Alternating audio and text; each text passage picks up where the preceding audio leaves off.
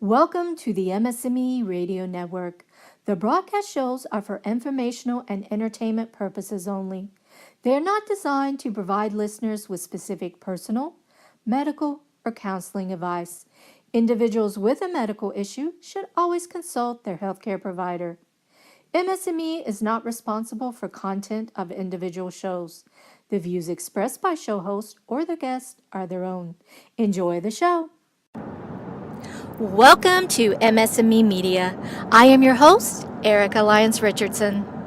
Normally, we do an interview with a scientist or a researcher, or sometimes with patients who are living their daily life, their walk with MS. This time, we're doing a little bit different. I started to do the topic of my end-stage journey of checking off my bucket list, but I rethought that last night. I'm actually not in Florida at home this weekend. I will be here in San Diego, California. I had to come for a meeting of patient advocates, but I'm actually also attending ACTRIMS 2018. That is the America's Committee for the Treatment and Research of Multiple Sclerosis. I've been attending abstracts and sessions. It's been amazing, the new science and research that has come out. Cutting edge research actually announced here at ACTRIMS this week. But I've been thinking about other check marks I've been making in my life as well. You know, as we progress with multiple sclerosis, some of us share our daily walk. We do blogs, we do websites, and if you hear road noise, that's because we're actually driving right now. I had to get out of the noise of the conference to actually speak with you on the air. But I wanted to share with you this information because next week I will do the actual ACTRIMS review, where I will break down all of the research that we have learned this week in ACTRIMS. But I can't share all of that with you until we finish the final session. So we're right mid-conference right now. But back to what I was saying. Sometimes we blog, like I said, we have websites. We really share our whole experience, information from our doctors, changes in diet, nutrition, our fitness plans, because we have that whole body, advocacy thing where we really want to, stave off progression and stay as active and functional as possible.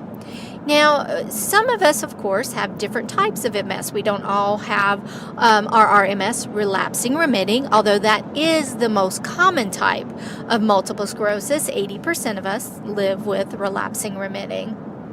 My type, which I've shared with you on here before, is the rarest type, which is PPMS active. That's primary progressive active, which means I have the steady, constant progression of progressive MS. However, I also have relapses or attacks per se with my multiple sclerosis. And when you also have PPMS, that means a relapse is more like a fast forward per se in your progression. Recently, I have, of course, in the last year and a half, entered end stage. What is end stage? What is that? End stage is when you get an EDSS score of 8.5 or higher, which means physically, you need 24-hour care. You are primarily bedbound. You need a 24-hour caregiver. You can't really self-care. You can do a few things, maybe a little upper arm movement, but not much. So you're basically totally dependent on the care of someone else. So that's what I've been going through. And for over a year, I was almost completely bedbound. I didn't really share that, though, with the MS community. I do my blogs, I do websites, we have a YouTube channel, of course, I do my radio show. And for some reason, I didn't really share step by step what I was going through when I entered that stage. And last night, after speaking with some other patient advocates, some of the things we were discussing with the MS community, it kind of made me reflect on that. Why haven't I shared that stage in particular? My other stages, all these years, I've almost been living with MS 40 years now. In April, 40 years. And why haven't I shared that with everyone? I shared the stages where I'm working, where I'm becoming disabled, where I'm trying to take back function. I share my chair yoga and all my exercise classes and do videos from my recumbent bike. And why haven't I shared this stage? I think it's because I didn't want everyone living with MS to think they're going to get to that stage of progression. This is what's going to happen to you with MS. That fear factor for younger people who are just diagnosed with MS. And I didn't want them to think, oh, well, we're losing Erika.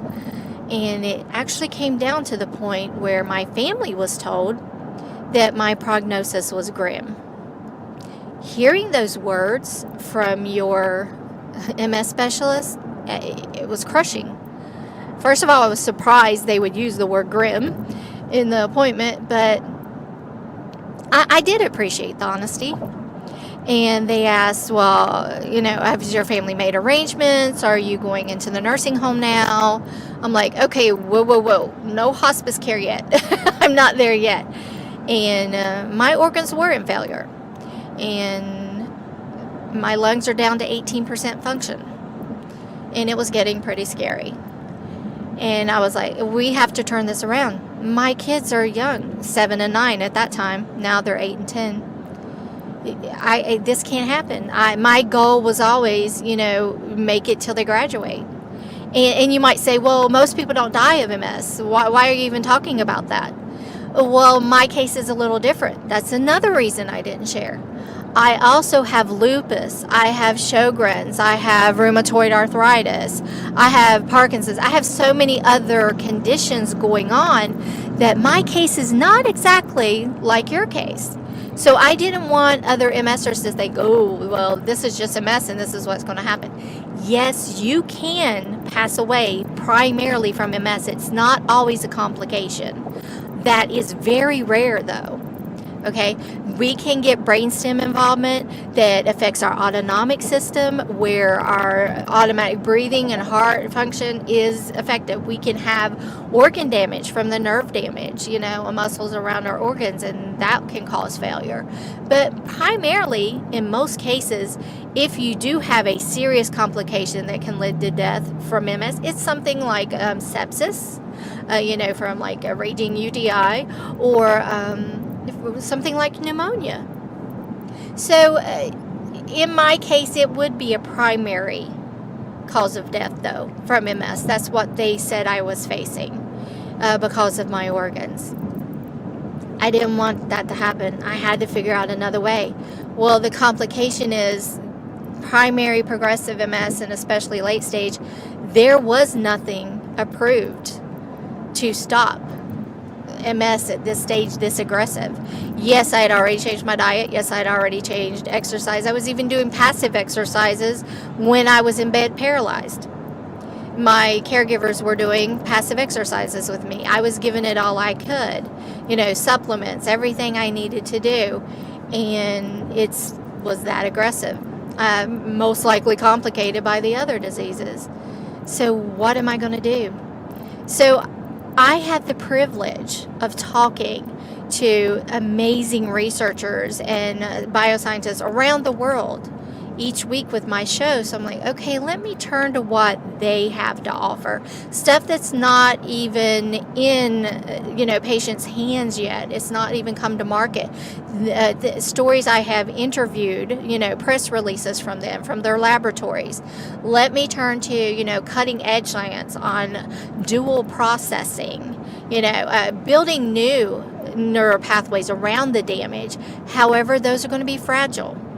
If you build those new, neural pathways, those oligodendrocytes are going to work there. They're very fragile. And that means if you're not stopping the MS and you're just building new neural pathways around the damage, you're going to keep having to do that. There's still going to be more damage coming constantly, and there's going to be new attacks breaking down what you're building up. So it was just a year of up and down and up and down. And I finally felt like I started to win. I started to get more function back instead of more damage. And it was complicated, especially when a Category 3 hurricane went over us and put me into a major relapse. That wasn't easy. The reason a hurricane can cause a relapse in some patients is because of the drop in barometric pressure. That can trigger the relapse, and it's a very deep relapse when it happens, unfortunately, for some of us. So I had to deal with that. So that was starting over almost, which was very disheartening. I was almost a complete quad. I was getting there. My right arm still had a lot of movement and function, and then I started losing it. I started getting those pains and weaknesses when I would even move my arm to the top, and I was like, oh, I told my husband, Bernard, I was like, that's exactly like when my left arm, I lost function. It's doing the same thing, and we were so worried that I was quickly becoming a complete quad. The paralysis level, even on my face and neck, started to inch up, and we got really scared. We're like, oh, we understand what they meant by grim. It's really starting, that slide. And my voice started going again. And as you guys know, this is how I share. This is how I connect everyone, all the patients living with MS with the new information, with the new science, and with the great clinical care, and teaching them how to be their own advocate. That would be gone. And my sons, the best part of my day is when they come home and tell me about their day at school, and then I can feel like I'm still useful by helping them with their homework. That's the one thing I could still do. I couldn't get up and fix them lunch or help dress them or do anything with them, run around with them, but I could still read to them or share with them or explain something to them or help them with their homework or help them through a bully at school. I could still do those things. And that was the most precious part of my day, and it was slipping away. So it was a really rough time, but I seemed to get through that, and I started to win. I started to gain function back. That not only did the damage to the right arm seem to slow down, I started getting movement back in my left hand. The hand that was dead, for all intents and purposes, it was non-functional. And I started to be able to move it again. And I started to be able to do more and more. I started to be able to hold my own cup. Granted, not very well. And I don't know how many times my husband had to clean up spilled water, but I started being able to do it again. This is coming from a year and a half of not even being able to brush my own teeth, not even be able to feed myself. So this was a major change for me. And it was every movement, every time I'd wiggle a toe, I would get excited. And every time I felt a little stronger and they could sit me a little more upright in my adjustable bed, I got excited. I felt like I'm taking it back. I'm slowing it down. This is working. It's not perfect. I keep getting setbacks. I keep having to start over on some things, but it's worth it. Every little bit's worth it until they come out with something or figure out something that will give me a leg up. Slow down the MS process so I can do the rest myself and my body can rest. Now, on that subject, that's very confusing to some patients with MS because they see the books, they see the lectures and all that, videos on YouTube channels. You can heal yourself. And then they try the diet and they fail and they're like, oh, this is a crock. They're just trying to make money, off of a lecture. And then, some of them try MS drugs and they have side effects. And they're like, oh, well, this can't be good for you. Look at the side effects I'm having. I'm giving up on that. So which is better? That's the debate. The answer is there is no better. It's what's working for you and your disease. We're all different. We all have a different disease course. So does the body heal itself? The answer is yes. But it also needs help sometimes, especially in more aggressive forms, to It needs help to give it a break, give it a rest, give it time to heal itself. So it needs a cessation of that disease activity. So you need to stop a little bit, or at least slow down majorly that disease process in your body so it can start remyelinating, so it can start catching up and healing the damage, and you see that improvement. So the body does have a natural remyelination process. However, we have to give the activity in our body, we have to get that calmed down enough to let that happen. And that can be done in very many ways. I mean, we have 15 disease modifying therapies out there. We have some amazing new MS nutritional protocols to follow. We have wonderful actual healing in some ways, remyelinating in some ways, exercises. The new exercise programs coming out of some of the wonderful MS gyms out there are amazing programs because they focus on not only keeping function, but also regaining some function that we lose with the MS process. So I thought about that, and I thought about, okay, what's coming up that can actually help me, and do I want to take the next step? I considered HSCT. Unfortunately, it wasn't an option at that time for me personally.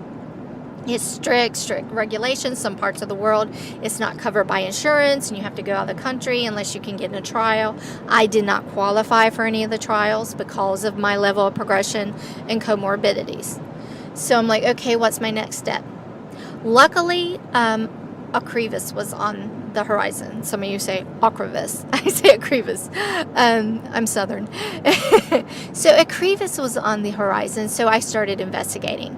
I talked to some of the doctors involved in the clinical trial. I really researched this, and I weighed the pros and cons. Luckily, Ocrevus also can treat some of my other diseases as well, like my lupus, like many of my other conditions. So we come to a consensus with my MS specialist that if I could get strong enough to qualify for Ocrevus, that would be my next step.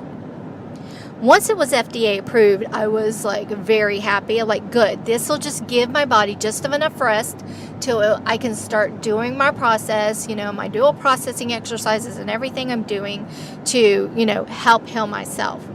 And it got approved, but I wasn't strong enough. I had to have kidney function tests because I was in kidney failure for a while, new MRIs, chest x-rays because of my lung function. I lost some lung function from 24 down to 18, so that was a concern. And I had to go to work to be able to process for, that dream of giving my body enough of a break that I could have some hope of regaining enough function and slowing this disease down enough till I could see my boys graduate. Mind you, remember, they're only 8 and 10, so I need some time. I don't want to be called grim anymore. I don't want to be called grim ever again. I don't want a grim life. I want to reach my goals. So that's when I started thinking about that bucket list thing that everybody talks about. But it wasn't a kick the bucket list. It was taking my life back buckets list. So it started this past summer. I checked off a few check marks of places I wanted to go back to in my life, places that I had been through some good and some very traumatic experiences, and I wanted to revisit that. And I wanted to get past that and move on with my life.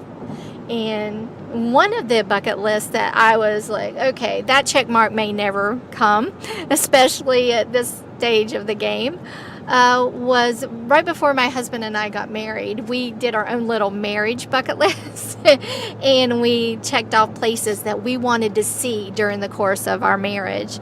And one of them was California. Neither of us had been to California. We were both East Coast kids, and that's just somewhere he always wanted to go. He majored in film direction in college, and so especially Hollywood, of course, LA was one of the places he had always wanted to go. So we said, okay, that's on our bucket list.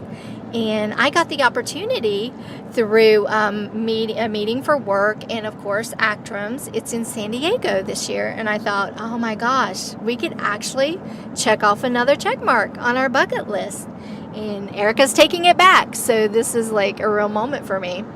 And he's like, well, the beaches where we're going to be, and that really amazing beach near San Diego, La Jolla, that has really high cliffs. You're not going to be, get down to the beach or anything, but we'll get to see the sea lions. I'm like, I don't care.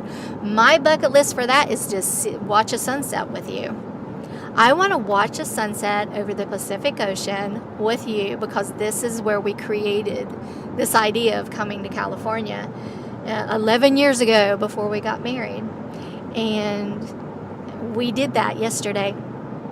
Last night we did that. We sat there till sunset. He went down there and photographed the sea lions for me, and crazy, he climbed down that long stairway to the beach and climbed up on a rock for me and held his hands up in a victory pose that I made it. And we took our shoes off and stuck them in the sand and stuck them out there on the top of the cliff and took a photograph as we watched the sunset. And we made it. And each check mark off of that list, my taking my life back list, is a victory. So what's the next step? Well, in a couple more months, I go back to the doctor and we do another round of tests, and we see if I am finally qualified for a crevasse. Can I give my body enough break to start to heal itself? So that's what we're going to do. And I'm very excited and very hopeful. And after hearing some of the new science here at Actrums, still thinking of Actrums. At Actrums, I'm even more hopeful. It's some cutting edge stuff, and a lot of it has to do with remyelination and blood-brain barrier, and a lot of stuff that you'll hear on my show next week is pretty cutting edge, and it's very hopeful. So I hope you really tune in next week for that. But I also wanted you to hear this journey this week. It's very personal, and I think it gives people hope that even if you're one of those rare cases that get to this stage, it's not always as scary as you think. It's not always as hopeless as you think. We can find a way back. Does that mean I'm going to jump up and walk tomorrow? No, I came here in my wheelchair. That's why I couldn't climb down to the beach. But we could have went to a beach where it had access. There's lots of them around here that have wheelchair access. But that's not part of the plan for us. We wanted to watch the sunset over the cliffs, those particular cliffs. We had seen them online, and we always wanted to go to that rock formation. We liked it. And we accomplished that. And right now we're driving to LA. We're driving up to Los Angeles in between sessions at Actrums, and it's amazing. We're going to check off another check mark for not only him, but for me. And I will post those pictures on our social media so you guys can see our journey. It's my taking my life back journey, and I'm glad you guys are going to come along with me now. No longer am I going to go this journey alone. I'm going to bring you guys all along with me. You're going to see, the twists and the turns and along the way, but I know it's going to be hopeful, and I know there's going to be some successes. Yes, I'm going to have to go through the setbacks, but don't we all with MS sometimes? But I do have hope now. I have a lot of hope. I know people say, oh, well, there'll never be a cure. They already have the cure, but they're not telling us about it, and all those myths with MS. But if you're there with the researchers and the scientists who are working so hard and get so excited when they have a success and they find something new, if you just saw their faces, when they're talking about their new work and their new discoveries, there is hope. There really is, and it's an exciting time. It's just coming out so fast. Just from the time that we gave you our Ectrums review to now, that was just like into September, into October, we were hearing all this news coming out, and now here we are, just at the 1st of February, and boom, here's more cutting edge stuff coming out. It's that amazing. So do not give up. Do not ever give up hope. Do not ever give in to what someone tells you. If they tell you you're grim, don't believe it. You might be grim on paper, but you're not grim of spirit. Just hold on and just start researching. Start reaching out to your peers, because there's something out there. And there's probably something on the horizon. And all those remyelination therapies and everything I'll be telling you about next week. So definitely tune in, because you can go on your own personal journey. Let's share that together. And together we'll take it back. We'll take back anything that we've lost. And we'll keep educating ourselves and being our best advocate. And finding out, what do we do next? If one thing doesn't work, we're going on to the next. We're not giving up. So many people, are so beaten down by just the diagnosis process and disappointments with their first tries with therapies or nutrition or fitness. They too easily give up sometimes, because they think, well, you can't fight this. This is a very complex, scary disease sometimes. But sometimes it's not. Sometimes we just have to figure out, oh, okay, I got you now. I know what you're trying to do, MS, and I know how to combat that. I know how to combat that process, and I'm going to figure that out.